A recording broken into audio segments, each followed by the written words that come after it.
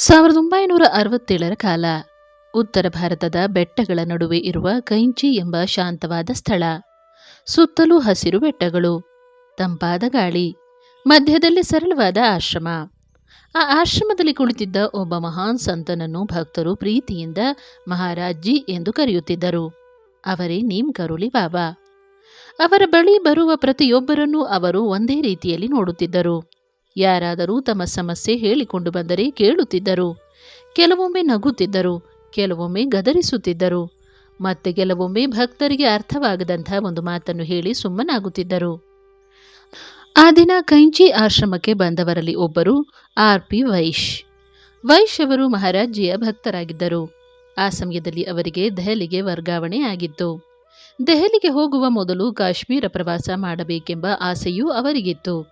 ಅವರು ಮಹಾರಾಜ್ಜಿಯ ದರ್ಶನ ಪಡೆದು ಹೊರಡಲು ಸಿದ್ಧರಾದರು. ಬಾಬಾ, ನಾನು ಈಗ ದೆಹಲಿಗೆ ಹೋಗಬೇಕು. ಅಲ್ಲಿಗೆ ಸೇರುವ ಮೊದಲು ಕಾಶ್ಮೀರಕ್ಕೂ ಹೋಗಬೇಕೆಂದುಕೊಂಡಿದ್ದೇನೆ. ಮಹಾರಾಜ್ಜಿ ಅವರತ್ತ ನೋಡಿದರು. ಸ್ವಲ್ಪ ಹೊತ್ತು ಏನೂ ಮಾತನಾಡಲಿಲ್ಲ. ನಂತರ ಪಕ್ಕದಲ್ಲಿದ್ದ ಒಂದು ಛತ್ರಿಯನ್ನು ತೆಗೆದುಕೊಂಡರು. ಇದನ್ನು ತೆಗೆದುಕೊಂಡು ಹೋಗು. ವೈಶ್ ಅವರಿಗೆ ಸ್ವಲ್ಪ ಆಶ್ಚರ್ಯವಾಯಿತು. ಬಾಬಾ, ಛತ್ರಿ? ಹೌದು, ಇದನ್ನು ನಿನ್ನ ಜೊತೆಯಲ್ಲಿ ಇಟ್ಟುಕೋ.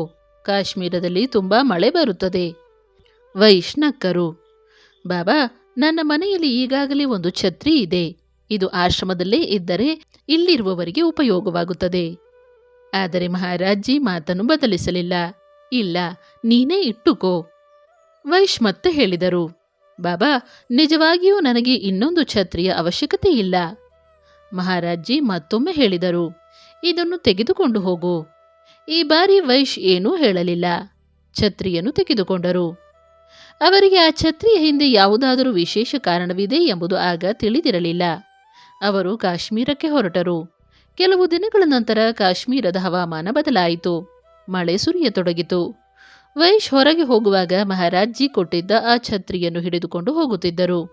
ಅವರಿಗೆ ಆಗ ಬಾಬಾ ಹೇಳಿದ ಮಾತು ನೆನಪಾಯಿತು. ಕಾಶ್ಮೀರದಲ್ಲಿ ಮಳೆ ಬರುತ್ತದೆ. ಅದಕ್ಕೆ ಬಾಬಾ ನನಗೆ ಈ ಛತ್ರಿ ಕೊಟ್ಟರೇನೋ. ಆದರೆ ಕಥೆ ಅಲ್ಲಿ ಮುಗಿದಿರಲಿಲ್ಲ. ಕಾಶ್ಮೀರದ ಕೆಲಸ ಮುಗಿಸಿ ವೈಶ್ ದೆಹಲಿಗೆ ಹಿಂತಿರುಗಿದರು. ಆದರೆ ಅವರ ಮನಸ್ಸಿನಲ್ಲಿ ಒಂದು ವಿಚಾರ ಇತ್ತು. ಬಾಬಾ ನನಗೆ ಕೊಟ್ಟ ಛತ್ರಿಯನ್ನು ಮತ್ತೆ ಆಶ್ರಮಕ್ಕೆ ಹಿಂತಿರುಗಿಸಬೇಕು. ಹೀಗಾಗಿ ಅವರು ಮತ್ತೆ ಕೈಂಚಿಗೆ ಹೋದರು. ಆಶ್ರಮ ತಲುಪಿದಾಗ ಮಹಾರಾಜ್ಜಿ ಅಲ್ಲಿದ್ದರು.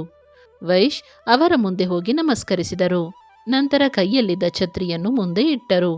ಬಾಬಾ, ನೀವು ಕೊಟ್ಟ ಛತ್ರಿ, ಇದನ್ನು ಹಿಂತಿರುಗಿಸಲು ತಂದಿದ್ದೇನೆ. ಮಹಾರಾಜ್ಜಿ ಅವರನ್ನು ನೋಡಿದರು. ಅವರ ಮುಖದಲ್ಲಿ ಸಣ್ಣ ನಗು ಮೂಡಿತು. ಛತ್ರಿ ಹಿಂತಿರುಗಿಸಲು ಬಂದೆಯಾ? ವೈಶ್ ತಲೆ ಆಡಿಸಿದರು. ಹೌದು ಬಾಬಾ, ಈಗ ಇದು ನನಗೆ ಬೇಕಾಗಿಲ್ಲ. ಆಶ್ರಮದಲ್ಲೇ ಇಟ್ಟುಕೊಳ್ಳಿ. ಮಹಾರಾಜ್ಜಿ ಛತ್ರಿಯನ್ನು ತೆಗೆದುಕೊಳ್ಳಲಿಲ್ಲ. ಬದಲಾಗಿ ಅವರು ಹೇಳಿದರು, ಇದನ್ನು ನಿನ್ನ ಬಳಿಯೇ ಇಟ್ಟುಕೋ. ವೈಶ್ ಅವರಿಗೆ ಅರ್ಥವಾಗಲಿಲ್ಲ. ಬಾಬಾ? ಮಹಾರಾಜ್ಜಿ ನಿಧಾನವಾಗಿ ಹೇಳಿದರು, ಇದು ನಿನ್ನ ಮೇಲೆ ರಕ್ಷಣೆಯ ಛತ್ರಿಯಾಗಿರುತ್ತದೆ. ವೈಶ್ ಕೆಲ ಕ್ಷಣಗಳ ಕಾಲ ಬಾಬಾರನ್ನು ನೋಡುತ್ತಾ ನಿಂತರು. ರಕ್ಷಣೆಯ ಛತ್ರಿ? ಅವರಿಗೆ ಆ ಮಾತಿನ ಅರ್ಥವೇ ಆಗಲಿಲ್ಲ. ಆದರೂ ಗುರುಗಳ ಮಾತನ್ನು ಗೌರವಿಸಿ ಛತ್ರಿಯನ್ನು ಮತ್ತೆ ತಮ್ಮೊಂದಿಗೆ ತೆಗೆದುಕೊಂಡು ದೆಹಲಿಗೆ ಹೋದರು. ಆ ದಿನದಿಂದ ಆ ಛತ್ರಿ ವೈಶ್ ಅವರ ಮನೆಯಲ್ಲೇ ಉಳಿಯಿತು. ದಿನಗಳು ಕಳೆದವು, ತಿಂಗಳುಗಳು ಕಳೆದವು, ವರ್ಷಗಳೂ ಕಳೆದವು. ಆದರೆ ಆ ಒಂದು ಮಾತು ಮಾತ್ರ ಅವರ ಮನಸ್ಸಿನಲ್ಲಿ ಉಳಿಯಿತು. ಇದು ನಿನ್ನ ಮೇಲೆ ರಕ್ಷಣೆಯ ಛತ್ರಿಯಾಗಿರುತ್ತದೆ. ಆಗ ಅದರ ಅರ್ಥವೇನು ಎಂಬುದು ಅವರಿಗೆ ತಿಳಿದಿರಲಿಲ್ಲ. ಮಹಾರಾಜ್ಜಿ 1973ರಲ್ಲಿ ಮಹಾಸಮಾಧಿ ಹೊಂದಿದರು. ಆದರೂ ಅವರ ಭಕ್ತರು ಅವರ ಮಾತುಗಳನ್ನು ನೆನಪಿಸಿಕೊಂಡೇ ಬದುಕುತ್ತಿದ್ದರು. ವೈಶ್ ಅವರ ಬಳಿಯೂ ಆ ಛತ್ರಿ ಉಳಿದಿತ್ತು. ವರ್ಷಗಳು ಕಳೆದವು. 1978. ನೀಮ್ ಕರೋಲಿ ಬಾಬಾ ದೇಹವನ್ನು ತ್ಯಜಿಸಿ 5 ವರ್ಷಗಳಾಗಿತ್ತು. ವೈಶ್ ಅವರಿಗೆ ಮತ್ತೆ ವರ್ಗಾವಣೆ ಆಯಿತು. ಈ ಬಾರಿ ಲಖನೌಗೆ. ಅವರು ದೆಹಲಿಯಲ್ಲಿದ್ದ ತಮ್ಮ ಕೆಲವು ಹೆಚ್ಚುವರಿ ಸಾಮಾನುಗಳನ್ನು ಮನೆಯಲ್ಲಿ ಬಿಟ್ಟು ಹೊರಟರು. ಆ ಸಾಮಾನುಗಳ ನಡುವೆ ಮಹಾರಾಜ್ಜಿ ಕೊಟ್ಟಿದ್ದ ಆ ಛತ್ರಿಯೂ ಇತ್ತು. ಅದು ಅಲ್ಲಿ ಸುಮ್ಮನೆ ಬಿದ್ದಿತ್ತು.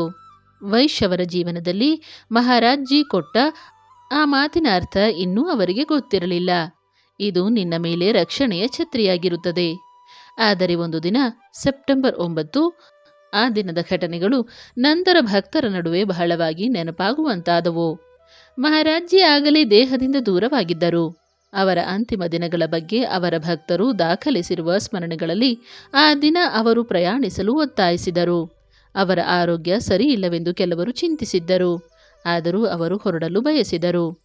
ಬಾಬಾ, ನಿಮ್ಮ ಆರೋಗ್ಯ ಸರಿಯಿಲ್ಲ, ಈಗ ಪ್ರಯಾಣ ಮಾಡುವುದು ಬೇಡ.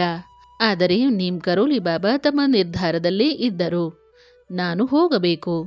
ಅವರನ್ನು ರೈಲು ನಿಲ್ದಾಣಕ್ಕೆ ಕರೆದೊಯ್ಯಲಾಯಿತು. ಅವರ ಅಂತಿಮ ಪ್ರಯಾಣದ ಘಟನೆಗಳ ಬಗ್ಗೆ ಭಕ್ತರ ಸ್ಮರಣೆಯಲ್ಲಿ ಹಲವು ವಿವರಗಳಿವೆ.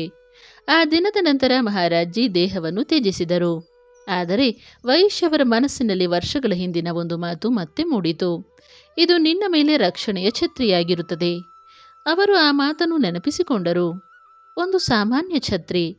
ಮಹಾರಾಜ್ಜಿ ಅದನ್ನು ಏಕೆ ಅಷ್ಟು ಒತ್ತಾಯದಿಂದ ತಮ್ಮ ಬಳಿಯೇ ಇಟ್ಟುಕೊಳ್ಳಲು ಹೇಳಿದ್ದರು? ಅವರಿಗೆ ಉತ್ತರ ಸಿಗಲಿಲ್ಲ. ಈ ಘಟನೆಯನ್ನು ವೈಶ್ ಮತ್ತು ಮಹಾರಾಜ್ಜಿಯ ಭಕ್ತರ ಪರಂಪರೆಯಲ್ಲಿ ಒಂದು ಆಳವಾದ ಅನುಭವವಾಗಿ ನೆನಪಿಸಿಕೊಳ್ಳಲಾಗಿದೆ. ಒಬ್ಬ ಸಂತನಿಗೆ ಭವಿಷ್ಯ ಗೊತ್ತಿತ್ತೇ, ಅಥವಾ ಅದು ಕೇವಲ ಒಂದು ಸಾಮಾನ್ಯ ಛತ್ರಿಯೇ? ಅದಕ್ಕೆ ಖಚಿತವಾದ ಉತ್ತರವನ್ನು ಇತಿಹಾಸ ನೀಡುವುದಿಲ್ಲ. ಆದರೆ ವೈಶ್ ಅವರಂಥ ಭಕ್ತರಿಗೆ ಆ ಛತ್ರಿ ಕೇವಲ ಮಳೆಯಿಂದ ರಕ್ಷಿಸುವ ವಸ್ತುವಾಗಿರಲಿಲ್ಲ. ಅದು ಅವರ ಗುರು ನೀಡಿದ ಪ್ರೀತಿ ಮತ್ತು ಆಶೀರ್ವಾದದ ನೆನಪಾಗಿತ್ತು. ಮಹಾರಾಜ್ಜಿ ದೇಹದಿಂದ ದೂರವಾದ ನಂತರವೂ ಅವರ ಒಂದು ಸಣ್ಣ ಮಾತು, ಒಂದು ಸಣ್ಣ ವಸ್ತು ಒಬ್ಬ ಭಕ್ತನ ಹೃದಯದಲ್ಲಿ ಅವರ ಸಾನ್ನಿಧ್ಯವನ್ನು ಜೀವಂತವಾಗಿಟ್ಟಿತ್ತು. ಬಹುಶಃ ಗುರು ಎಂದರೆ ಇದೇ ಇರಬಹುದು. ನಮ್ಮ ಕೈಯಲ್ಲಿ ಏನನ್ನೂ ಕೊಟ್ಟು ಹೋಗುವ ವ್ಯಕ್ತಿ ಮಾತ್ರವಲ್ಲ, ಅವರು ಹೋದ ಮೇಲೂ ಅವರ ಒಂದು ಮಾತು ನಮ್ಮ ಜೀವನದ ಕಷ್ಟದ ದಿನಗಳಲ್ಲಿ ನಮಗೆ ಧೈರ್ಯವಾಗಿ ನಿಲ್ಲುವಂತಾಗಿಸುವವರು. ಮಹಾರಾಜ್ಜಿ ಕೊಟ್ಟದ್ದು ಕೇವಲ ಒಂದು ಛತ್ರಿಯಾಗಿರಬಹುದು, ಆದರೆ ವೈಶ್ ಅವರಿಗೆ ಅದು ನಾನು ನಿನ್ನ ಜೊತೆ ಇದ್ದೇನೆ ಎಂಬ ಗುರುಸ್ಮರಣೆಯಾಯಿತು. ಮಹಾರಾಜ್ಜಿಯ ಜೀವನದ ಅತ್ಯಂತ ಸುಂದರ ಸಂಗತಿಗಳಲ್ಲಿ ಒಂದೇ ಇದು. ಅವರು ದೊಡ್ಡ ದೊಡ್ಡ ಉಪದೇಶಗಳನ್ನು ಕೊಡುವುದಕ್ಕಿಂತ ಕೆಲವೊಮ್ಮೆ ಒಂದು ಸಣ್ಣ ಮಾತಿನಿಂದಲೇ ಒಬ್ಬ ಭಕ್ತನ ಇಡೀ ಜೀವನವನ್ನು ಸ್ಪರ್ಶಿಸುತ್ತಿದ್ದರು. ಇದನ್ನು ನಿನ್ನ ಬಳಿಯೇ ಇಟ್ಟುಕೋ. ಇದು ನಿನ್ನ ಮೇಲೆ ರಕ್ಷಣೆಯ ಛತ್ರಿಯಾಗಿರುತ್ತದೆ. ಅದು ಕೇವಲ ಒಂದು ಛತ್ರಿಯ ಕಥೆಯೇ ಅಥವಾ ಗುರುಕೃಪೆಯ ಕಥೆಯೇ? ಅದನ್ನು ನಂಬುವುದು ಪ್ರತಿಯೊಬ್ಬರ ಹೃದಯಕ್ಕೆ ಬಿಟ್ಟದ್ದು. ಆದರೆ ಈ ಕಥೆ ನಮಗೆ ಒಂದು ವಿಷಯ ನೆನಪಿಸುತ್ತದೆ. ಗುರುವಿನ ಪ್ರೀತಿ ಕೆಲವೊಮ್ಮೆ ದೊಡ್ಡ ಅದ್ಭುತವಾಗಿ ಬರುವುದಿಲ್ಲ. ಒಂದು ಸಣ್ಣ ಮಾತಾಗಿ ಬರುತ್ತದೆ, ಒಂದು ಸಣ್ಣ ವಸ್ತುವಾಗಿ ಬರುತ್ತದೆ, ಒಂದು ನೆನಪಾಗಿ ಉಳಿಯುತ್ತದೆ ಮತ್ತು ವರ್ಷಗಳ ನಂತರ ಅದರ ಅರ್ಥ ನಮಗೆ ತಿಳಿಯಬಹುದು. ಜೈ ಮಹಾರಾಜ್ಜಿ, ಜೈ ಹನುಮಾನ್.